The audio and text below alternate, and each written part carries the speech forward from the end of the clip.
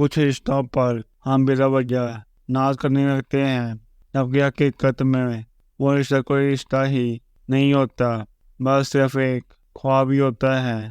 آنکھ کھولی اور ٹوٹ گیا۔ عورت کی خوبصورتی دیکھنی ہو تو نماز پڑھتے وقت دیکھ لو۔ جو تریم عورت کے سر سے دوپٹہ اور مرد کے دل سے خوف دور کر دے، ایسی تریم سے ان پڑھ رہنا بہتر ہے۔ بیوی جب اپنے مسائل شوہر کو بتاتی ہے تو اس کا مطلب یہ نہیں ہوتا کہ وہ شکایت کر رہی ہے، بلکہ وہ آپ پر اعتماد کرتی ہے۔ زندگی میں سب سے بڑی اذیت یہ ہے کہ وہ لوگ جن سے آپ کا خونی رشتہ ہو اور وہی آپ کا خون پی رہے ہوں۔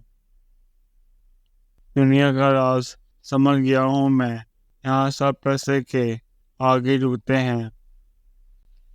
مرد خوشی کا کوئی نہ کوئی جواز ڈھونڈ ہی رہتا ہے۔ یہ عورت ہوتی ہے جو ایک ہی مرد کے پیچھے رو رو کے ساری زندگی گزار دیتی ہے۔